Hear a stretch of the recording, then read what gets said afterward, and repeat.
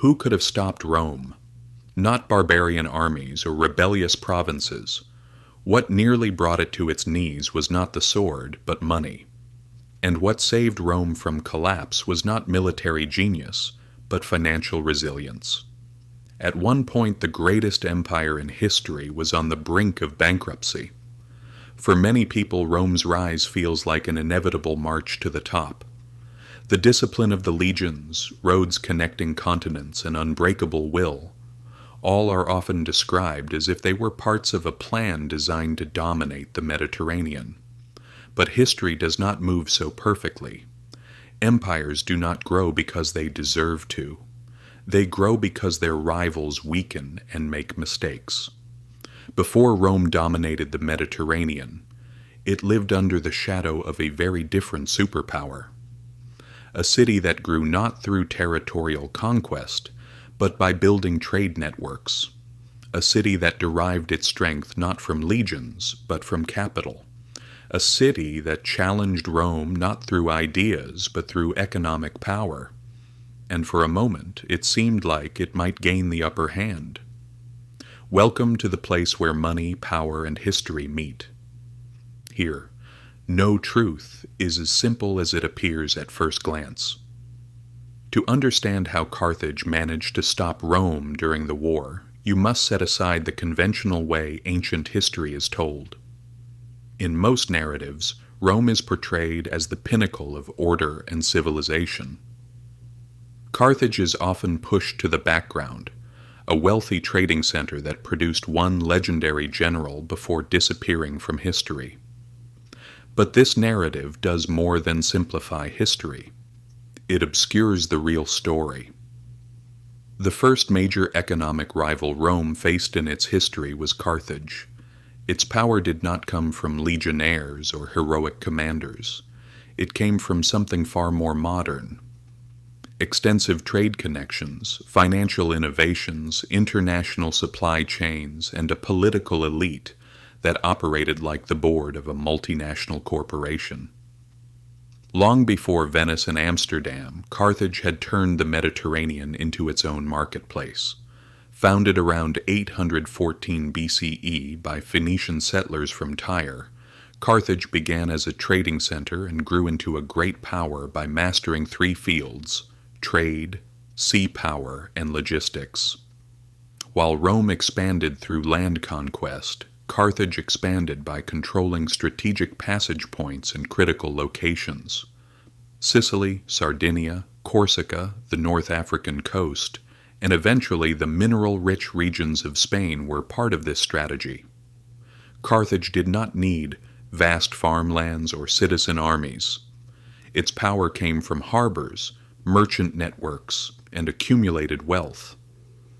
The city's two-part harbor, an outer commercial harbor and an inner circular military harbor, was a technological masterpiece. At its center stood a command island surrounded by ship hangars.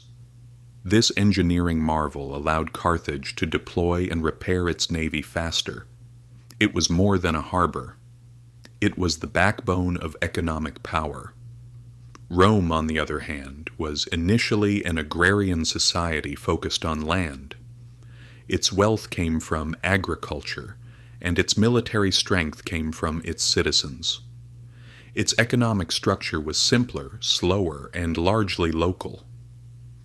In its early centuries, Rome had little interest in naval dominance. It was fundamentally a land empire, not a maritime one. As long as Rome stayed on land and Carthage stayed at sea, both could coexist in the same world. But the Mediterranean is not a place built for peaceful coexistence. It is a region built for competition.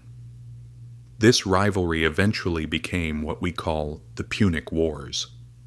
3 long and devastating wars fought between Rome and Carthage over wealth, trade routes, and naval dominance.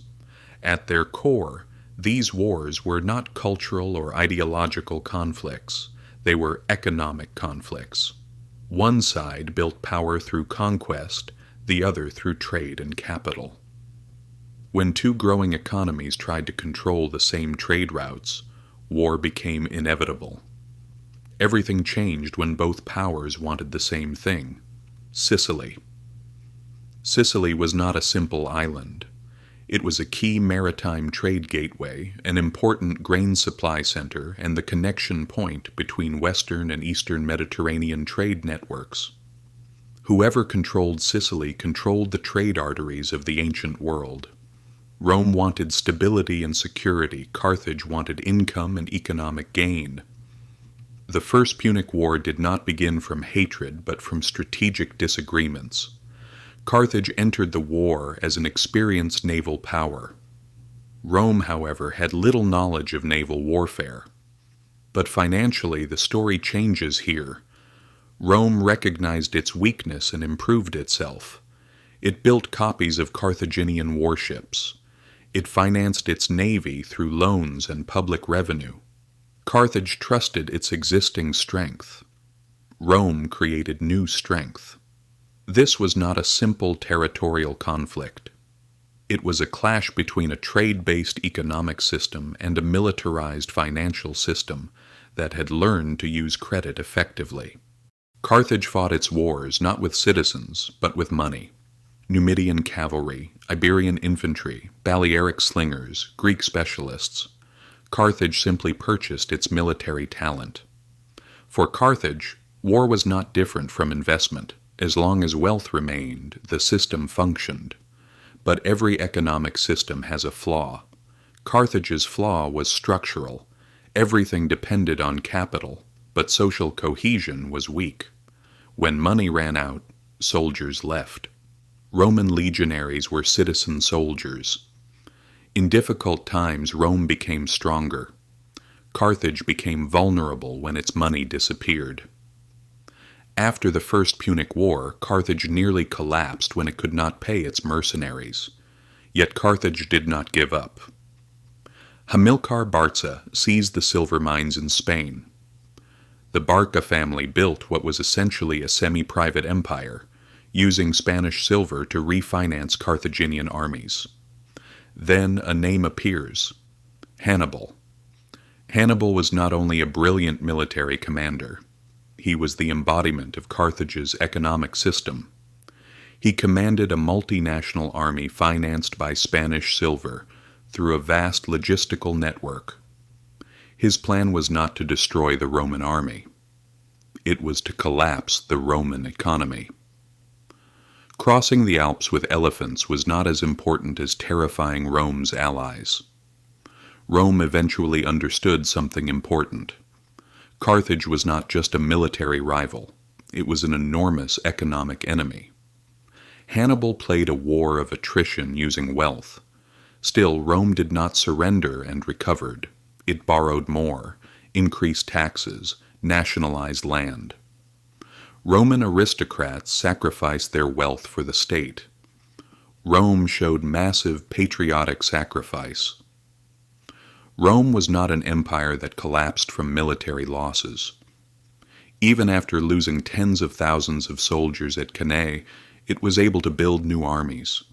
When income decreased, it borrowed even more. Carthage was a trade-based state. Rome was a state of sacrifice. Rome moved the war to Spain and Africa. Scipio Africanus realized that defeating Carthage required more than capturing territory. It required controlling its entire trade network. By the time of Zama, Carthage was already financially exhausted. After the Second Punic War, heavy reparations severely weakened Carthage. Yet the city survived, this time through manufacturing. It recovered so well that Rome became afraid again. It is said that Cato the Elder ended every speech with, "Carthage must always be destroyed." Not because of military fear, but because of commercial fear. In 146 BCE, the complete destruction of Carthage was not just a battle, it was the removal of a major commercial rival from history. This story does not remain in the past. The war between the two empires was a war between a trade giant and a land empire. a system based on capital and commercial income versus a system based on debt and citizen sacrifice. History tells us this: when financial systems collide, the side with a more resilient and sacrifice-oriented society usually wins, not the side with more money. Carthage lost the war, but Rome continued its legacy. History does not always move the same way, but if you do not learn from it, you will be crushed by it. If this story gave you a new idea, please subscribe. The answers you seek are hidden in history's back rooms.